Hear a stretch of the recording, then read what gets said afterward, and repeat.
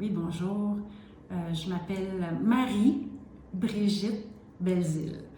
Alors, je suis née dans le Nord, à Schefferville. Alors, mes parents aimaient beaucoup voyager, en tout cas bouger. On disait qu'ils avaient la bougeotte, ce qui m'a amené quelques années plus tard, à mon tour, à avoir la bougeotte. Alors, avec ma famille, j'ai travaillé en Amérique latine, j'ai travaillé en Afrique. Je suis une personne qui aime beaucoup la nature, évidemment, qui aime le son d'une rivière, le vent dans les feuilles, mais aussi, et peut-être surtout aussi, les rencontres.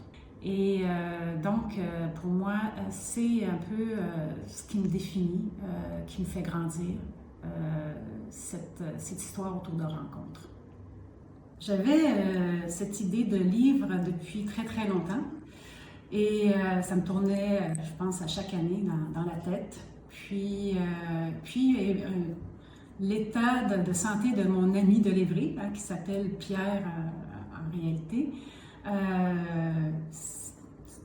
ça allait pas très bien. Et donc, ça a été un peu le déclencheur qui m'a incité un peu en urgence à vouloir coucher sur papier cette histoire qui pour moi a été marquante aussi dans ma vie et je pense aussi dans celle de mon ami. Il y a eu aussi cette pandémie qui nous a un peu permis d'être à la maison et d'avoir un peu plus de temps et c'est comme ça que j'ai pu aussi concrétiser et me rendre au bout de ce projet qui m'habitait depuis vraiment plusieurs années. Sans dévoiler vraiment l'histoire de mon ami de l'Évry, Pierre, dans le livre, la naissance de cette amitié, je peux quand même mentionner que cette amitié dure encore aujourd'hui, qu'elle est toujours vivante, malgré les éloignements occasionnés par la vie. J'ai bougé. Mais à chaque fois qu'on se rencontre, justement, le lien est toujours là. Cette amitié profonde avec Pierre est toujours présente. Et entre lui et moi, c'est toujours autour de la montagne, dans notre quotidien, que ce soit le sien, que ce soit le mien.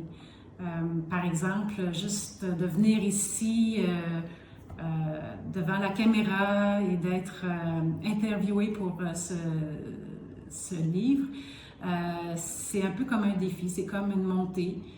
J'ai chaud, je suis nerveuse, je suis un peu anxieuse. Et là, j'entends encore mon ami de l'Évry me souffler à l'oreille. Brigitte, qu'est-ce que te dit la montagne? Et pour moi, ça me dit, Brigitte, ça vaut la peine, avance, tu peux faire encore un pas, tu es capable. Tout en prenant le temps de respirer et de conclure cette entrevue. Pour moi, le voyage, c'est un voyage intérieur. Hein? Et puis, mon regard sur le monde, c'est le monde aussi, oui, intérieur, mon monde à moi, hein, personnellement, mais aussi le monde qui m'entoure, les gens qui m'entourent, mes proches, ma famille, mes amis, mes collègues de travail. Le monde qui m'entoure, c'est aussi la nature, les oiseaux que j'entends de mon balcon, c'est la petite marche sur le bord de l'eau. Tout ça combiné aussi à la rencontre de Dieu aussi à travers tout ça. Donc, pour moi, le voyage intérieur, c'est tout ça. Pour moi, c'est un message d'espoir, d'espérance. Plus concrètement, pour moi, c'est aussi l'importance d'avancer. Je dis ça aussi dans le quotidien, dans le jour après jour. Je rencontre mes propres défis, mes propres difficultés, des fois mes propres noirceurs. Mais ce qui a changé, c'est le fait que, au lieu de m'écraser puis d'attendre que la catastrophe arrive, c'est quand même d'avancer. Mon premier lecteur a été mon mari et il a dit à la suite de sa lecture, Brigitte, j'aimerais ça qu'on fasse l'Évry.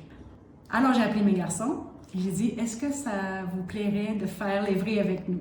Et là, on a pu réorganiser une petite excursion pour retourner sur la montagne, sur l'Évry.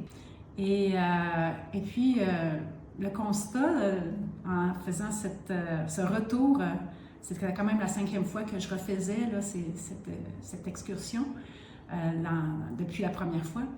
Et puis, dans le fond, chaque fois qu'on la refait, même si c'est la même montagne, c'est jamais pareil. Parce qu'on ne la monte pas avec les mêmes personnes nécessairement. Une fois, il peut y avoir du brouillard au sommet, l'autre fois, un soleil resplendissant, parfois il vente, parfois c'est le grand silence. Tout est différent, la nature est différente, qu'on soit en début de saison ou en fin de saison. Et donc, et les gens avec qui on est au moment de la vie, où est-ce qu'on est rendu, c'est différent. Donc, c'est toujours un plaisir de regoûter et de revoir, puis cette fois-ci, avec le fait d'avoir écrit cette première histoire, cette rencontre avec mon ami de l'Évry, mon regard, une fois de plus, était différent.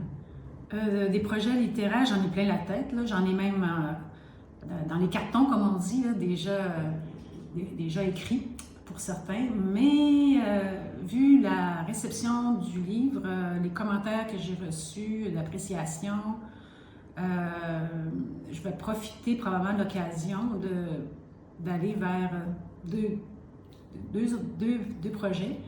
Ils sont un peu en simultané, mais juste pour donner une petite idée de l'un de ces projets, ça serait de raconter une histoire d'amour qui a débuté à Schefferville, là où je suis née.